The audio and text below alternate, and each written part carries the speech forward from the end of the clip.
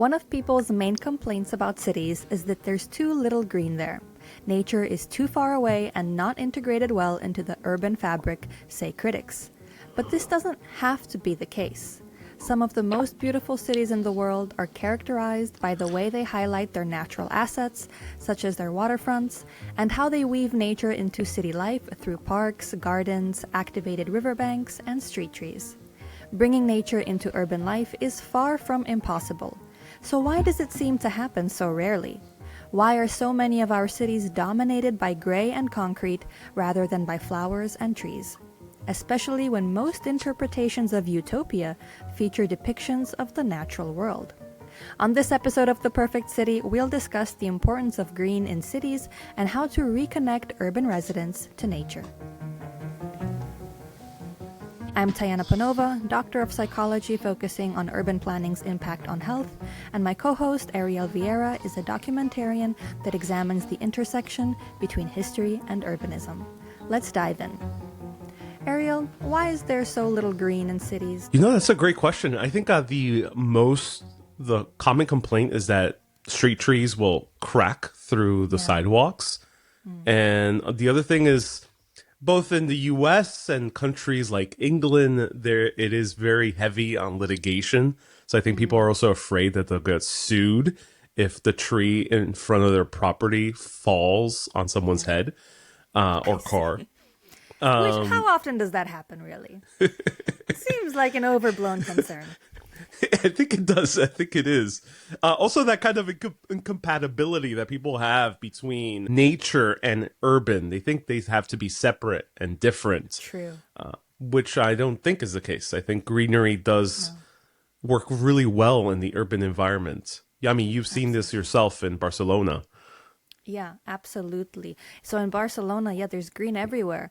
There might not be so many parks. I think that's actually a common complaint about Barcelona, is that there's not that many parks compared to other cities like Paris and London, but there are street trees everywhere. So it feels very lush and fresh and green because of street trees, which are, planted in a way that I haven't noticed, actually. You mentioned the concerns about the cracked sidewalks and the pavements. And on my walks around Barcelona just today, preparing for this episode, I was observing consciously what the trees were like on the sidewalk. And I did not see any bumps or cracks or any disruption between the trees and the pavement and the sidewalks at all. So they figured it out. They figured out a way to plant trees in hot weather, in a hot climate, because Spain can become very hot in the summer. And the trees throw wonderful shade. They're not palm trees. They're very leafy. They have great crowns, and they make life in the public space very pleasant because of the shade that they throw. So it's possible. Right. And shade is so important to just to normal day life. You don't want to walk in the hot concrete parking lot the entire time. Absolutely. Because it's not pleasant to be outside. Some cities do parks really well. There's definitely New York. There's London. What other cities come off the top of your head in terms of parks? I think Paris is one that does the little gardens very well, and we talked about that on another episode. Like, not so much the big parks, which are like, the Central Park in New York, and the park in San Francisco, for example, is also very big and wonderful. And then Paris has a big park, but it's kind of outside the center, and inside the center they have more of a scattering of little gardens. But that's also greenery, and that's also very valuable and precious green space that we don't see enough of in other cities. It's that aspect of just having tiny little parks everywhere that I think makes the city very, very pleasant to be at. This happens on a little bit of a smaller scale in Mexico City, for example, where there's a lot of little green alcoves scattered throughout the city, especially in neighborhoods like Condesa and Roma Norte. And in New York, in certain neighborhoods, Brooklyn, like Park Slope or Carroll Gardens, or then you also have the East Village in Alphabet City, where there's community gardens. And those really provide a nice respite from the hustle and bustle of the city. From a psychological standpoint, greenery is very important as well, because nature is very regenerative and recharging for people. So they've done research where they've shown people images of nature or paintings of forests, just kind of natural imagery, and they have seen that people feel very recharged and their cognitive resources are regenerated, and they feel much more much more sharp and refreshed and relaxed when they have access to nature, when they see nature. And this has also been shown to improve healing processes. So, there's this famous research about how having a view of trees or a garden or nature from a hospital window actually improves the healing outcomes of the patients in that hospital room.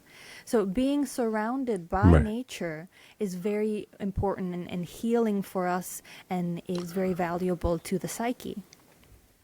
Yeah, it really is. One thing that came to mind was how much you feel like you're breathing in fresh air while you're walking around a Yes. park, and then it's a great place to sit down and relax, which is not sometimes not so easy to find in some cities, namely New Yeah. York, where you have to purchase I was going something to say. to find a seat to Yeah. sit down just for a little while. Yeah. But one thing that struck me was also there's a lot of half-assed efforts to build greenery in major cities. I'm thinking of two examples. In Athens, they were spending millions of dollars per palm tree that they wanted to plant in one of the Goodness. main avenues. The problem is that the reason they're spending so much money is because palm trees don't really grow so well in the arid, dry environment of Athens.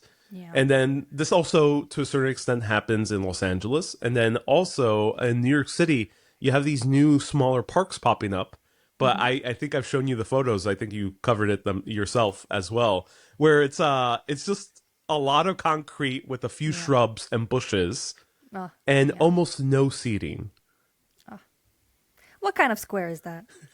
That is not a square for Exactly. human beings. One important thing is that you have to understand the context of your city. So, the first Yeah. thing you have to do before you put in something like street trees is analyze the climate, analyze the soil, analyze what's happening under the ground level, because for example you can't really plant street trees if there's a subway that's close to the surface, or if there's an underground parking garage that's close to the surface, because there needs to be, I think, about a meter of subsoil available for the tree to be able to thrive in an urban environment. So you need to know what the context is. You can't, like you said, just put a palm tree in a place where palm trees will not thrive.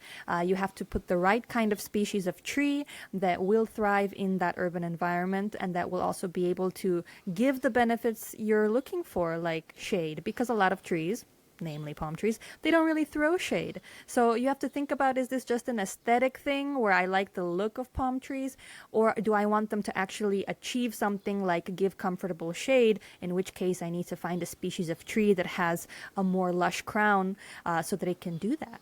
And so you have to think about all these things. It's not one size fits all. One tree does not fill all contexts. You have to find the right one for your city. But the fact that there's so much variety and options shouldn't discourage you from looking for the right one. It just means that there's a lot to choose from, and one is hopefully a perfect fit. Yeah, because Athens and Los Angeles is not the only examples with expensive trees, but you also have here in New York City, you have a row in Central Park, which is the only straight path in Central Park called the Mall, and it's completely outlined by these American elms. They're very huge.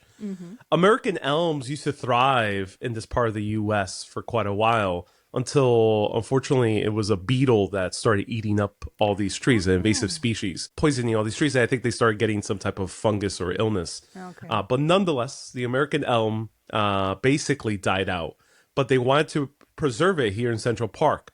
So they still spend millions of dollars per year to just maintain these row of trees. So it gets very expensive sometimes to fight against nature You in have the to work with context of New nature. York City. Yeah, you have to Yeah, work you with have to nature. Yeah. work with nature. And I think that's another big topic on this conversation, nature and the urban environment.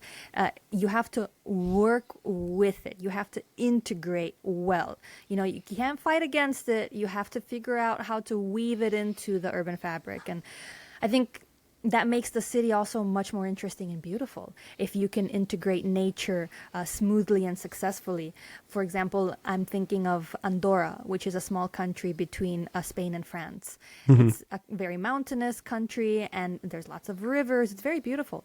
And when you're in it's a like a city country. So most of the country is the capital, which is a city, but it's a small city. So it's almost like a town, really. But you can go to the periphery of the town and you'll see a way to climb a trail, a hiking trail, just directly from like the street and the parking lots and the buildings. You go up the hiking trail, and then with a short climb, you're on this beautiful path that just kind of walks alongside the city, but it's up on, the mountain or on a hill. So you're walking, you're hiking, you're in nature, you're kind of on a mountain, and you look to the right of you and it's just the whole city laid out before you. So the nature is really touching. It's right up against the city itself. It's not, you don't have to drive to it at all. You literally just step up and you're there. And that makes it such a interesting and beautiful and vibrant place because, the borders are blurred between urban and natural. And that creates a kind of unique experience that's very relaxing and beautiful and one of a kind. Yeah, that's one thing I've noticed with cities here in the U.S. We tend to erase the natural indigenous landscape of what used to be there. Because if you go to certain European cities, like you mentioned in Andorra, I haven't been there, but I've been to these smaller cities in Italy and smaller cities in Greece. You still get a sense of the actual natural landscape. It doesn't feel like it's been completely flattened out in monotony of lawns and parking lots. But yeah, I think that's very important to maintain the natural landscape. I think also, as you mentioned, like allowing for trails and like wild natures to still be in the city, because I do love London, but one thing I don't like about London is that they're almost too manicured, the parks. And that's the genius behind Central Park here in New York City, that they took the model of the French gardens and the English gardens from London, but decided to make them a little bit wilder. So they are still heavily curated and manicured and landscaped, but they feel more naturalistic. But then you have those instances. Hong Kong has this where the trails are literally right next to the city. I encountered this in Chamonix, France, even though it's a very, very small city. Literally, the mountains are right there. You could just start hiking up to some of the tallest Alps in Europe. That's something that we underestimate here in cities in general, is how we can really utilize the natural landscape that used to exist there to our benefit. Not only to our benefit, but I think we make the mistake in many places, including the United States, of thinking that they have to be completely separate. You know, the city is the city, the nature is the nature. Why does that have to be the case? Why not blur those lines? Why not have some overlap? That would make it much more interesting and much more of a rich experience if they were overlapped and the nature was brought into the urban, or the urban was sprinkled into the nature, like let's say a coffee shop in the forest, which is, you can find that in some places. And it's such a fascinating thing to come upon. How dare you propose a coffee shop in the By the way, that's one of... That's one of the topics that I find really fascinating, is this kind of shock and surprise when I say all parks should have a coffee shop. In my opinion, in my experience, that is very commonplace in other parts of the world outside of the United States. Almost every park has a coffee shop or a place to sit and enjoy some kind of beverage. Like, that's very typical. And then when you suggest that in America, a lot of the times you get a reaction like, what? Why would there be a coffee shop in the park? And I think that's a very funny reaction, because why wouldn't there be? What a wonderful amenity to have in something as beautiful as a park. It is a weird reaction. That's why I find many parks in the U.S. very boring, because there's nothing to do. I mean, I get it. It's to enjoy the nature, but sometimes you have enjoy it with a coffee. Yeah. Sometimes you have the downside of it being overly manicured. Which is actually boring, because it's not it's not really the best of nature, nor is it a good urban environment. But then you have parks like Central Park, which are gorgeous, but to grab a coffee, I would have to start walking about 30 minutes either Yeah, direction from the middle of Central Park to start yeah. getting myself a good coffee. So I can There's walk only around with the coffee yeah. and So dispose in of it properly in a proper receptacle. very important, very Yes. important. But no, that's absolutely true. Central Park, which shocked me when I went there for the first time, as somebody who's used to European parks where there's a coffee shop. Often, they're sprinkled throughout, usually, in my experience. But in Central Park, which is an enormous park, it's a huge park. I think that there's only two coffee shops right at in the southern third of the park. There's two coffee shops. They're both Le Pan Quotidien, which Yes. is a chain. And then there's one restaurant, I think, which is slightly further up. There's like and there's one very famous one, and there's like two smaller ones around there. But the very Yeah, so famous one there's is like Tavern on the Green. that one, yeah. So Yeah. there's like a restaurant or two and then two small coffee shops. And when the weather is nice, when the sun comes out, those two coffee shops are chock full with enormous lines spilling out of them because there's a huge amount of demand and very little supply. Central Park is full when the weather is nice, and most people would enjoy a beverage, a coffee, a snack. Like that's why Yeah. it's so common to have cafes or refreshment options in parks because people like to spend a lot of time in parks. And so eventually they get thirsty or hungry and would enjoy a refreshment. So it makes sense to put a cafe. It's too expensive. Also, the restaurants in Central Park, especially like Tavern on the Green, it's too high end to casually go after a park stroll. It can't be a third place, which we talked about on a previous episode. Right. The importance of third places, which are casual places like coffee shops, where for a very low cost, you can relax, socialize with friends, connect, spend time. So when you have a restaurant, that's not exactly a place you can casually hang out in. But in a cafe, you can. In a park, you can. Both of those things are third places. But in the U.S., parks are not really seen as third places, nor are they allowed to I in think many third cases. spaces. Sometimes people make a distinction between third Of place course, and yeah, third yeah, yeah. space, and I think maybe third space they would consider them. No, no, I'm not nitpicking on the word exactly. I'm more saying that that in the U.S., I've noticed this in New York, you can't gather in the park in groups that are too large. There's no cafes, as you mentioned. There's no Yeah. beverages to sit down. There's sometimes no benches in some of these parks, so you can't really just Wow. casually sit down.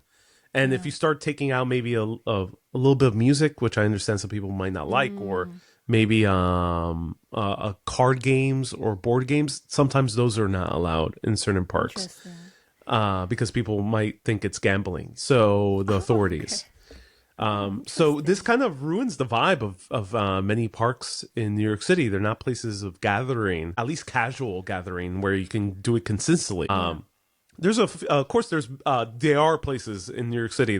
Union Square Park. There's Columbus Park in Chinatown, where indeed there's always the older Chinese men and women playing mahjong and other similar games. It's not as a third place as I noticed was when I went to Greece, and Greece is a very dry landscape, but they had these gorgeous little parks in these cities where there was a massive cafe in the center of the park. And this massive cafe had just gigantic amounts of seating. The prices were as cheap as everywhere else in Greece, or cheaper from my American perspective, as everywhere else in Greece in terms of you can get a Freddo espresso, a cold espresso for $2, €2.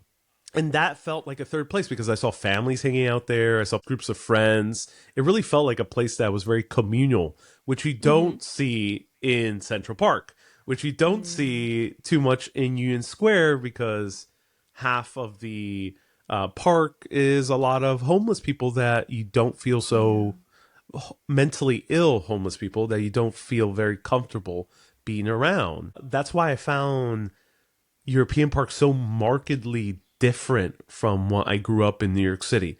A park in Europe felt safe. It felt friendly. It felt like I can rest as opposed to just need to walk through. Yeah.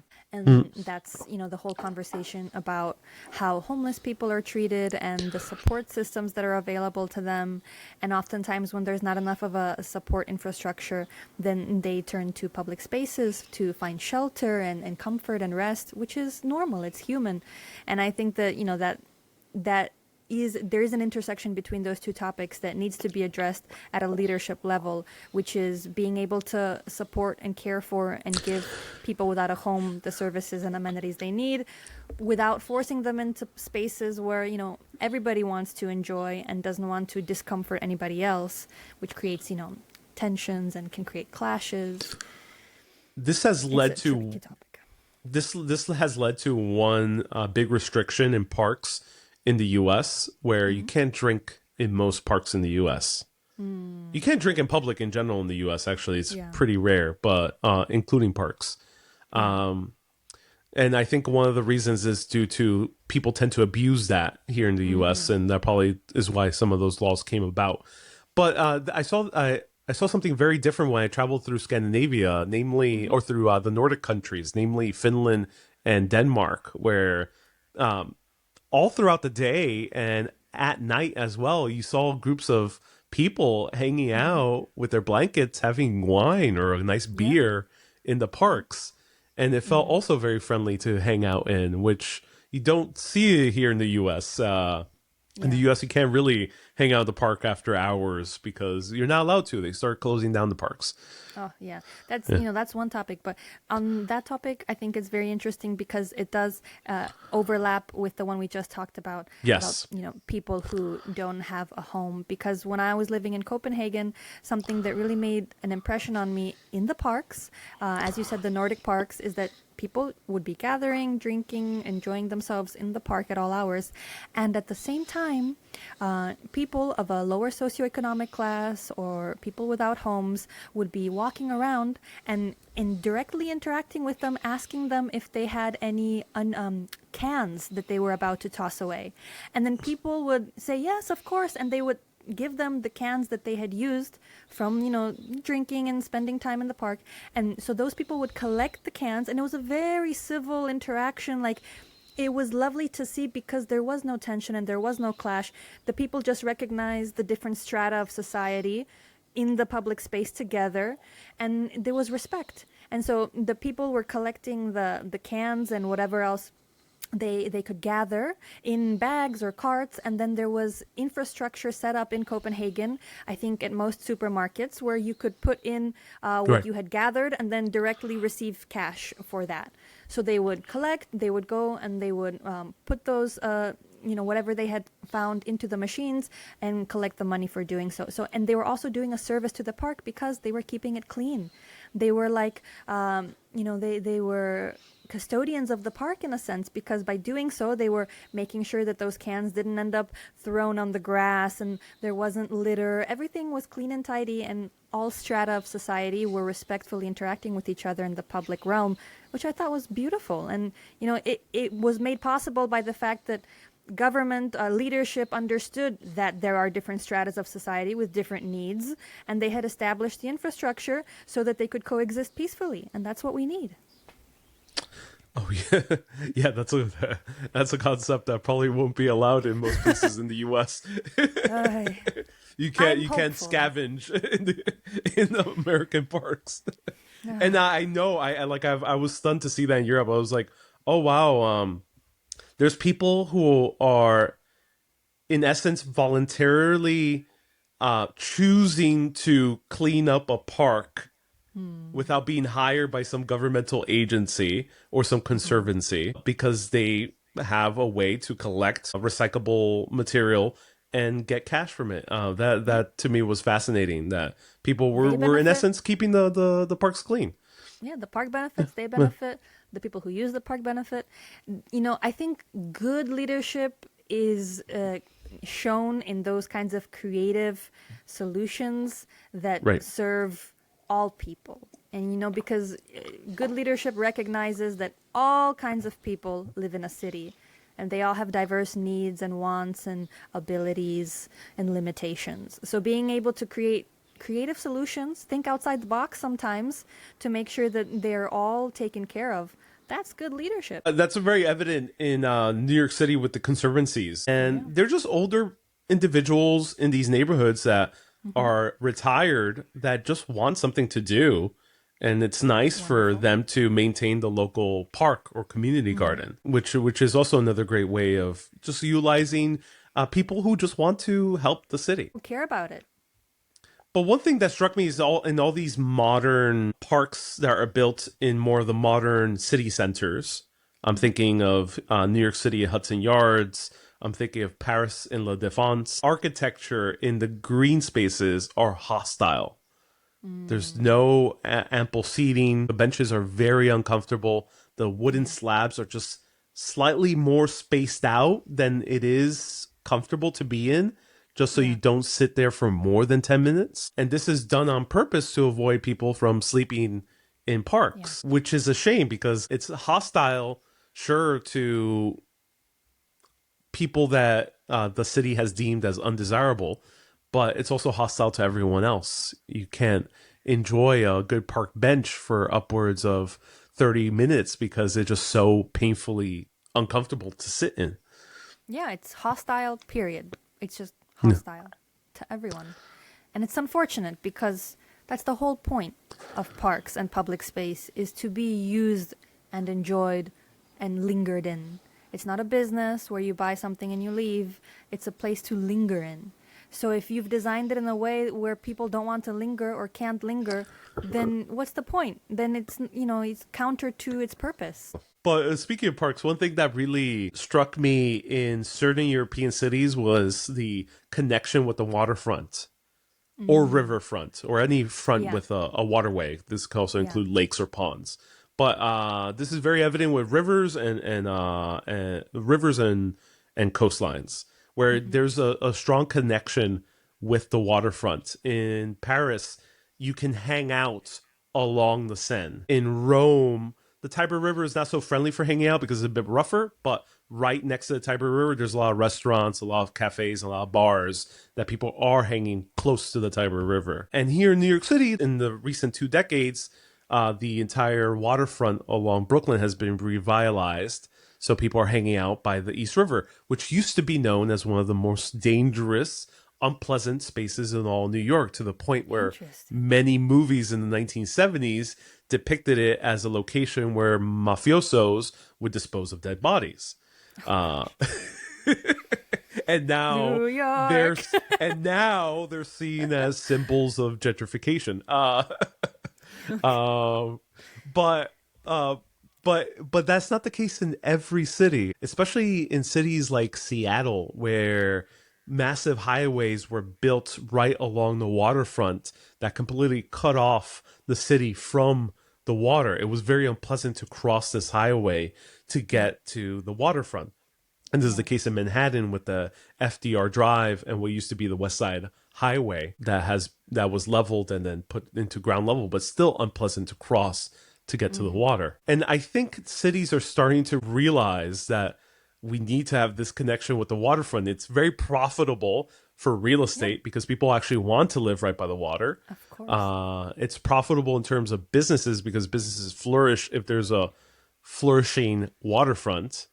And also it's good for the quality of life for city denizens because they have access to the water, which has a similar psychological impact as greenery. Absolutely. I think that this is so silly to I mean, people love waterfronts. People love the views of the water and around the world the waterfront is the most valuable space and real estate in the whole city because the waterfronts are beautiful and watching the sunset or sunrise over the water, everybody loves that. Like, this is such a highly valued natural asset internationally that to voluntarily choose to completely waste its potential by putting a highway there, to me, is absurd.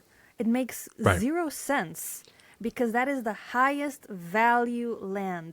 That is the most opportunity a city has to create destinations that are attractive, to bring in tourism, to make in wonderful experiences for its own residents, is at the waterfront. Like you said, Paris has done an incredible transformation of the Seine, because there used to be a highway right along the Seine. And then I think it was Oh, Mayor interesting. Anne Hidalgo who said, no, no, no, no. The Seine is one of our biggest assets, and people need to be able to enjoy it, and we need to be able to utilize its full potential as an amazing destination. So they took the cars out, and now it's an incredible multi-use space where, especially in the summer, it comes alive with all these activities and restaurants and bars and cafes and performances and play areas for children. And there's like they've made it into a beach. In the summer, they transform it into a beach area.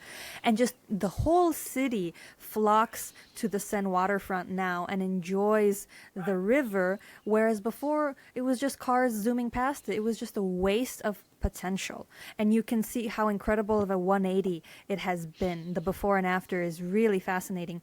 And that's what all cities should be doing. Why would you waste the most valuable space and asset that you have on cars that are busy focusing on the road and don't have the cognitive resources to enjoy the waterfront? It is a waste. And New York City, I mean, there's a lot of cities in the United States that have made this error, and other parts of the world as Right. well. But because I lived in New York City, it really made an impact on me, because, Manhattan is like, it's surrounded by water. It and, is. And so to have so much waterfront and not make use of it, to me, was absolutely baffling. Absolutely baffling. On both sides, it's not well done. And Fortunately and unfortunately, they recently made a new waterfront pathway on the east side of Manhattan, Yes. where they created a path. But when I was there, when it was just opening, it wasn't nice. Like, I'm sorry to say, but it Right. was not it was not a well done place, because all it is, I suppose it hasn't changed much. It's just a path. It's just a path with like some tiles, it's just a paved path for walking. But I don't remember there being any refreshment options, any activations or events or performances, or even shade. I don't think there was. I remember watching as I was going with the air tram going over that area it was summer day when the sun was beating down, and I could see people walking with like the sun just crashing on top of them, not a single Exactly. speck of shade. And it was just like, why was it designed like this when there are so many great examples around the world of better ways to do waterfronts? It's not a mystery. We don't have to rediscover the wheel. There are wonderful waterfronts in the world that we can look to for inspiration, and bring that over to cities like New York City, which is, a huge city that services so many millions of people and tourists, that it needs to take full advantage of its waterfronts. Come on now. Like, there's so much potential there to become incredible destinations. You make an excellent point with Manhattan. It's surrounded by water, but yet there's no access really to the water. If you speak to some New Yorkers, or you speak to especially someone in New York City government, they'll say there is. Okay, yeah, I'm hanging out right by the FDR Drive, extremely loud highway. It's not Which I really think that is pleasant. It's the one on the west, right? On the west side? No, so FDR is the one that's elevated on the east side, on the East River. Right. Yeah. So on the west side, I don't remember the name of it. But West Side I think Highway. it's West Side Highway. 10 lanes. It's 10 Yes. lanes.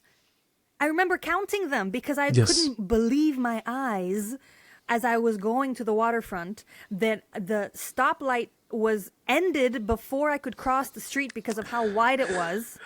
That you have to run across in order to make it to the waterfront. It's such a hostile area. And yet, gorgeous sunsets.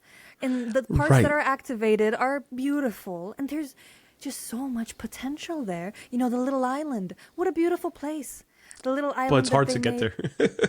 It's hard to get there. I know, Exactly, it's, yeah. like when they create Beautiful place, yeah. places, they're wonderful because the water's beautiful, the sunsets there are beautiful to watch.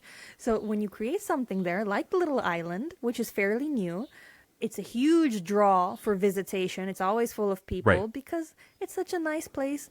And it's on the waterfront. So it really shows, it's a proof of concept that when you do things on the waterfront, it's a huge magnet for visitation. Because that's what people like. People like the water.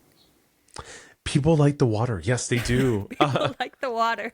This is very evident in Copenhagen because when I visited the capital of Denmark, I thought to myself, "Oh, this has always been a thriving canal front." Because when I was passing by with my boat tour, and then later on, I was able to rent my own boat. Not having a license, I was able to ride my own boat in the canals, which also blew my mind because you would never be able to do that in the U.S.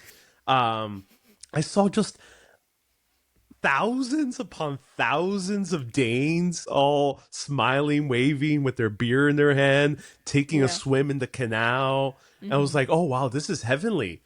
Copenhagen really has it going. It probably had it going on for decades. No, because then I looked into the history. The Copenhagen canals were some of the most polluted canals in all of Europe. No one went to the canals of Copenhagen 30, 40 years ago. They were dead man zones, basically. Wow. And let alone swim in it, because swimming in it, you would come out probably with superpowers because they were so polluted. But Copenhagen spent countless amounts of money. I'm not sure how much they spent, but I think it could well encroach in the hundreds of millions, or if not more, to clean up the canal. And now it's one of the more thriving areas to hang out in for any Copenhagener. But also, it makes money.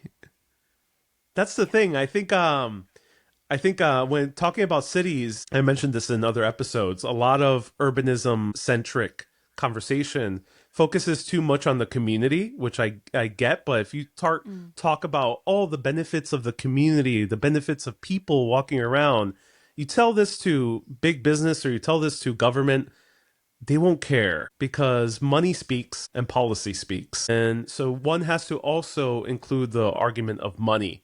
Why is it a smart financial decision and a smart business decision to include parks and waterfront access to cities? And trees. And street trees. And the simple case it is that it brings in more business. Brings in more small business. It brings in more activations. It brings in higher real estate prices. It brings in a lot more money to the city, more so than a highway does, more so than an empty canalway that is post-industrial does, more so than empty a riverfront like in Chicago that was also post-industrial, that was not being put into use until recently. It makes a difference not just for the well-being and quality of life of the city citizens, but also for bringing in more money. And this is the thing that I think people living in cities have to really get through their heads, especially if in positions of government or big developers, is it is profitable to build green. Yeah, it really, really is. And I have just some numbers, because numbers speak, that I just wanted to talk about. This woman who, Ana Luisa Suarez, who's a landscape architect in Lisbon and an advocate for more street trees and greenery in cities, did an analysis using a software program that analyzed the benefits of street trees based on, the good that they provide to residents and to cities.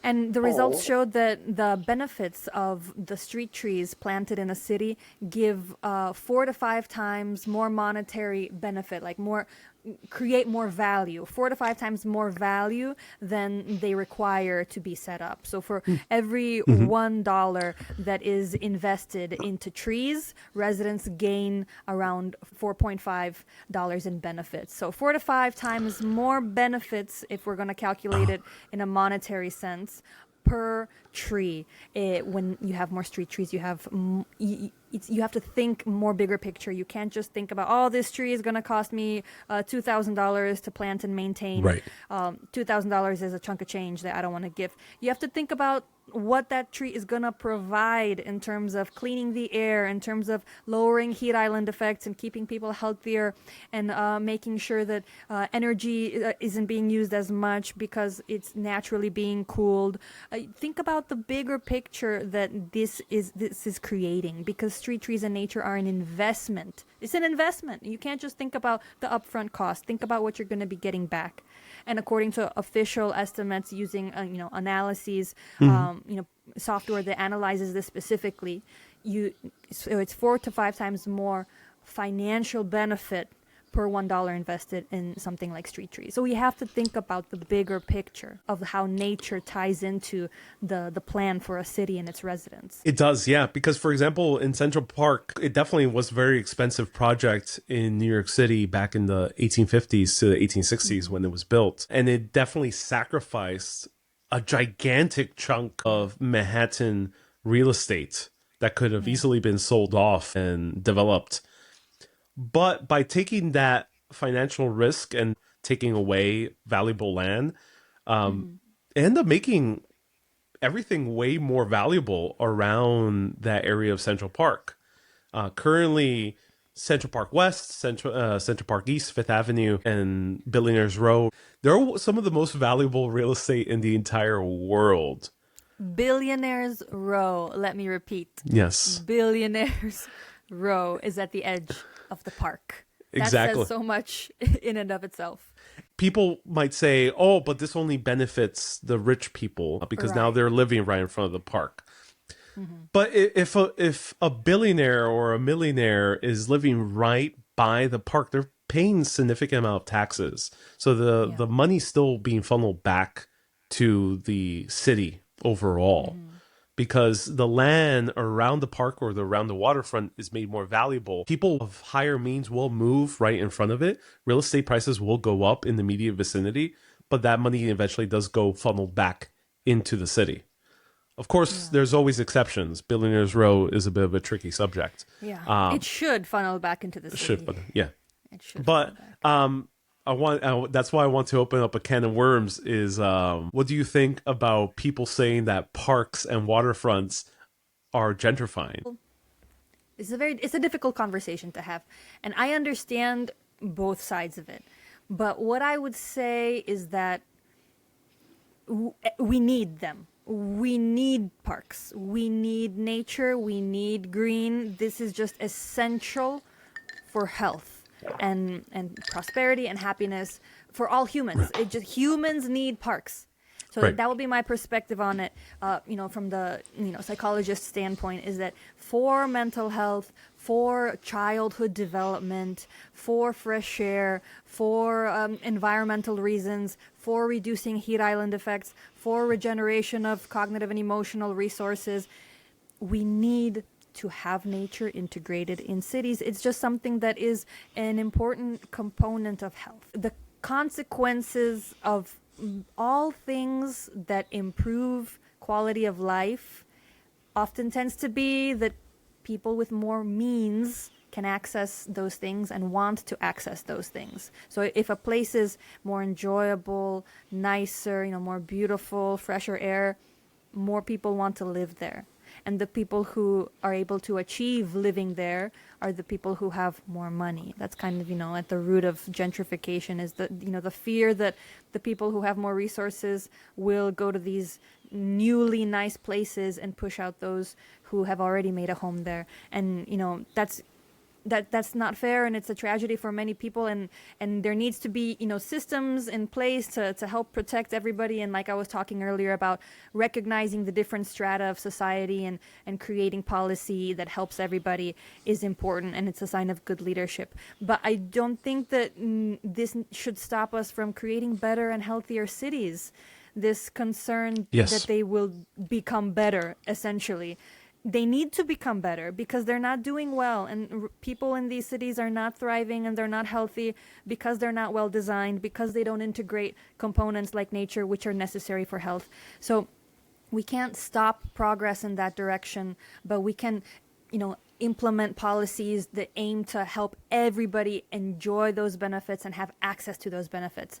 And one thing we talked about during the Paris episode is how Napoleon III, who led the whole renovation with Haussmann of Paris, he said, I want there to be green space, gardens and parks close to everybody in the city of every financial means and socioeconomic status. I want everybody to be a short walk away from a park.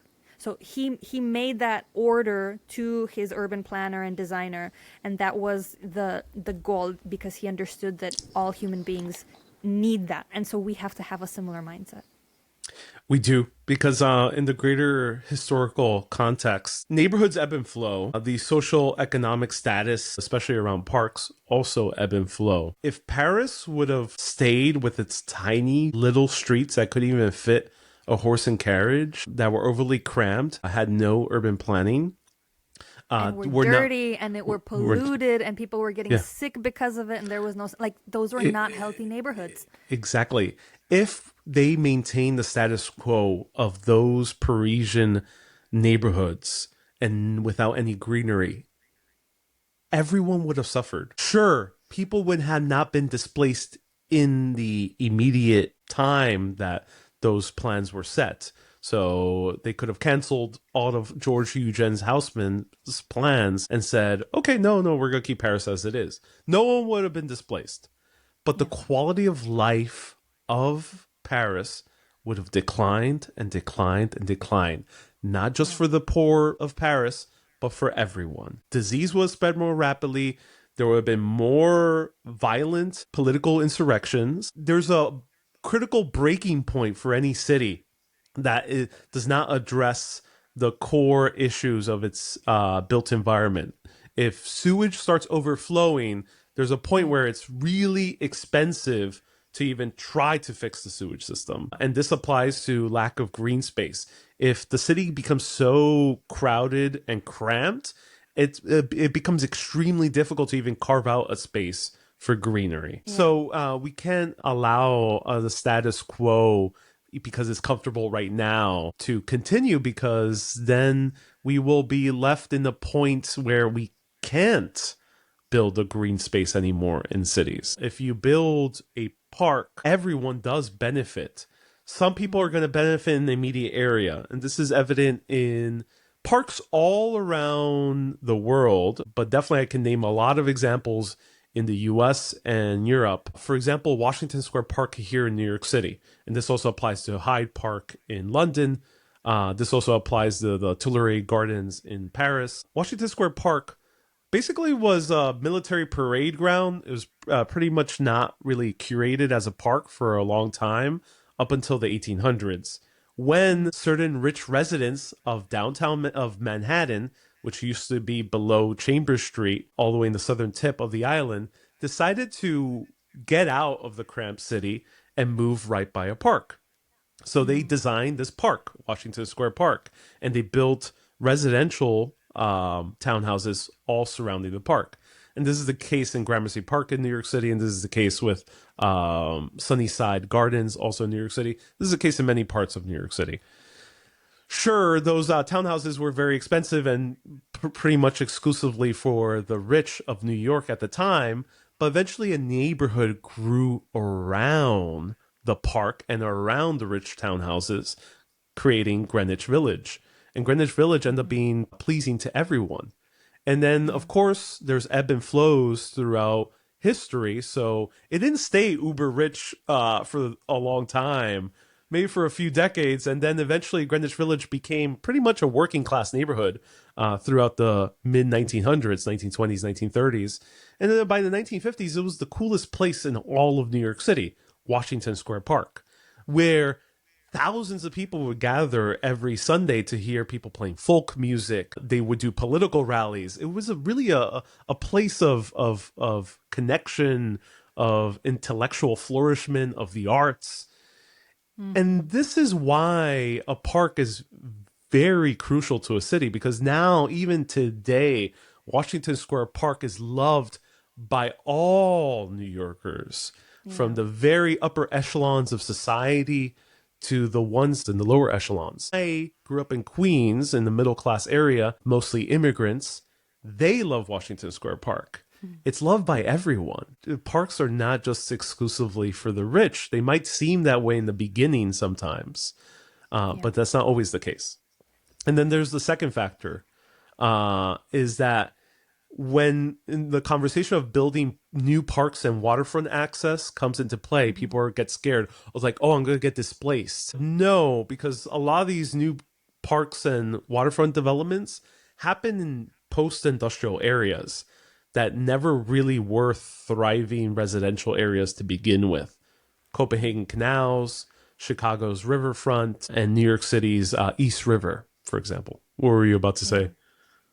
I was going to say about Washington Square Park, I think that it's important to look at why Washington Square Park is so loved. And I think that we can learn a lot from it for other parks. You know, what makes it so special that, like you said, everybody loves Washington Square Park. And it really does feel, in many senses, like the heart of Manhattan. That one, and I would also say Bryant Park. Yes. And I think that the two have similarities, which are, you know, important for all parks. I think one is both of them have landmarks. So you've got the arch in Washington Square Park, and then you've got the fountain as well. And Bryant Park also has a fountain, and it has the library, which is a beautiful, beautiful building. They both have shade as well as sunlight. So if you want to, sunbathe, you can do that. And if you want to rest under a shady tree, you can do that. They both have activities. So, in both parks, there's things to do. Washington Square Park is famous for the chess games that are set up where you can sit down with a stranger and play a chess game. Bryant Park has bocce ball, and it has an outdoor library with little books for little children, and it has a game corner where you can sit down with a board game and other activities. And they both have programming.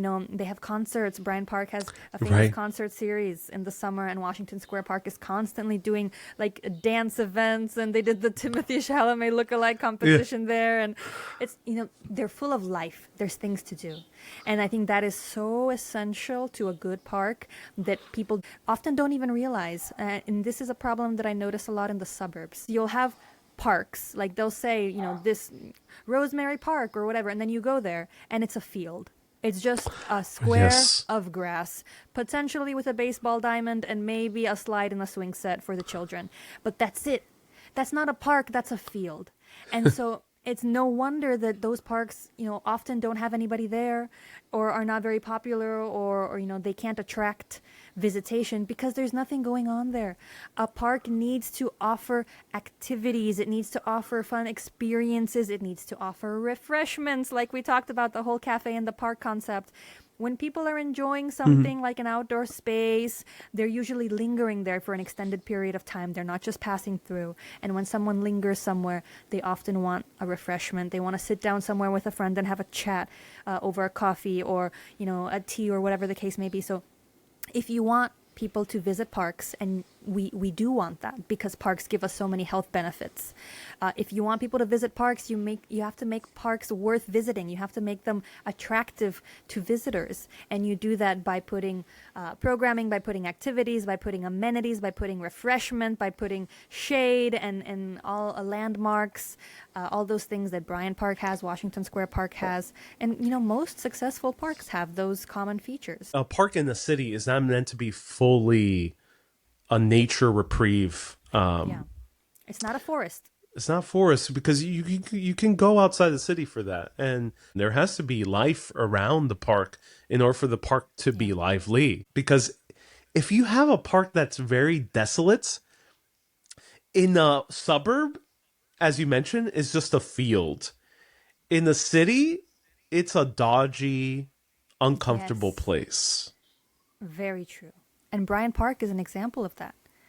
Before it became activated with all those programs and activities and amenities I mentioned, there was nothing. There was nothing there really, and so it was famously a very shady, dodgy place where criminal activity would take place. Like drug dealing was happening there in the dark corners of the park, and people didn't want to go there because they knew that it was a place for dodgy activity. Yeah, there's an entire movie starring Al Pacino about it called Needle Park. I forgot the full title, but it says Needle Park.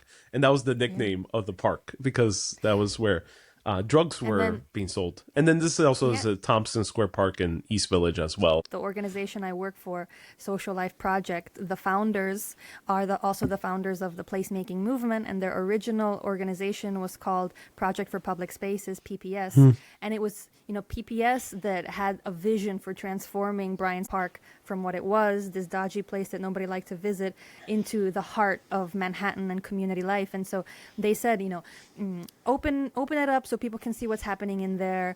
Put kiosks and refreshments and seating. Put colorful movable chairs. Put activities. Put the bocce ball courts. Put games. Right. They had this vision and this plan for how to activate it in a variety of different ways. And when they implemented those plans, it came to life. It came to life. And that process is called placemaking. So when you take a place that's underperforming and you implement placemaking, you turn it into a place where people want to go, and people do go, and that's where the magic happens. It's in the activation of the space with amenities and activities. You notice this with parks in southern Brooklyn where they're so far away from the rest of the neighborhoods. They're very uncomfortable being. They feel dangerous in essence, just because it's disconnected. I'm thinking of Gravesend Park. I'm thinking of Marine Park. There's a few others in Brooklyn that is the case. Also in the Bronx as well. So yeah, in a way, it's similar to transit-oriented development. You can also have park-oriented development. So that's that. What's your favorite city park that you've been to recently? My favorite city park is actually a park in a little-known city called Burgas, which is in the country of Bulgaria, which is where I was born. And this park in Burgas, it's by the seaside. It's beautiful. It's very big. And the fact that it's by the waterfront, we talked a lot about waterfronts and parks. Well, this is a park on the waterfront. And so you have the best of both worlds together. And it's so wonderful because there's so much going on. Like the park is just chock full of everything you can think of. They have, of course, the standard playgrounds and coffee shops and restaurants of all different kinds and shapes. But then they also have like a botanical center, a public pool that you can go to. On the far side, they have horse stables. They have gyms, for those kinds of outdoor gyms for the elderly. They have ping pong tables. They have an enormous outdoor theater where in the summer they have a theater series with operas and plays, and it's surrounded by kiosks and like those little cars, bumper cars that children can play. And there's a small carnival with a tiny Ferris wheel and inflatable. There's everything. And it's so fabulous because there's something for everybody. There's things for the elderly people, like benches in front of beautiful gardens and landscaping and fountains where they can just sit and relax and chat. There's playgrounds for the children. There's cool spots to hang out for the teenagers, cafes and go-karting. There's things for the adults. There's even like a conference center for professionals who want to do workshops. It's a very beautiful modern building. There's things for athletes. There's things for everybody. And that is an amazing public space. An amazing public space that people love and that they visit regularly is a space that offers something for everybody and has a diverse array of options, things to do and experience all throughout the year. And so I think that it's called Morskata Gradina, which means the sea garden in Burgas, Bulgaria, is my favorite park. Oh, I can't wait to And go. yours? Yeah, you have to. The very typical one that probably a lot of people have experienced at least once was the Tuileries Gardens in Paris. And the great thing about that is there's so much life there year round. And there's these very comfy seatings. They're like patio chairs. They're very reclining, and you see people just reading. The fountains are constantly running. Beautiful flowers, and also it's right by the Louvre, and it's right by all these hosts of different bakeries and cafes around it. So it's just probably the most scenic park in the world. But actually, I would say something something unexpected like you did. When I was in Hania, Crete, I went to the non-touristy area, so the more local area, and I forgot the name of the park, but I remember going to a park that was pretty much square in shape, but it had all these curvy pathways and a lot of benches and a lot of trees. And then, as I mentioned earlier in this podcast, a gigantic, massive cafe with tons of seating. And I just saw so many Greek families there, a lot of kids running around, and the food was great and the coffee was great. And there was a lot of shade, which stunned me because Crete, as the rest of Greece, is very, very dry. So in Crete, there's not that many trees unless if you go, even if you go into the mountains, there's barely trees. So there's not that many trees in general, but somehow they grew trees that were right for the environment that provided lots of shade and fresh air. And actually, it was quite a respite because I went there when it was 101 degrees Fahrenheit. So it was extremely hot. But this park was great because there was shade everywhere, and even in the cafe they had these gigantic fans. Even though the cafe was completely open, they had these gigantic fans running and provided fresh air for everyone.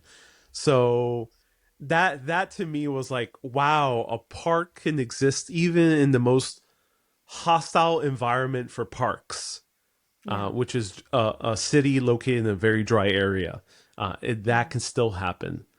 So it shows how good design and thinking about the context and what kind of plants would thrive there and what the people there might need. Like you said, there's fans for the heat and shade for the heat, and in other places they have like misters to keep people cool on summer's day. Like when you think about those things, when you think about the context of the place you're setting up or designing, there's all kinds of creative solutions to make it friendly and welcoming and not hostile. It's all a matter of sometimes thinking outside the box, being creative, and looking at different solutions. And then you can create incredible creative places like what you talked about. for all the Americans out there, yes, you could drink a coffee and enjoy nature at the same time. And it's wonderful. Yeah. So let's do more of it. Even, dare I say, a drink.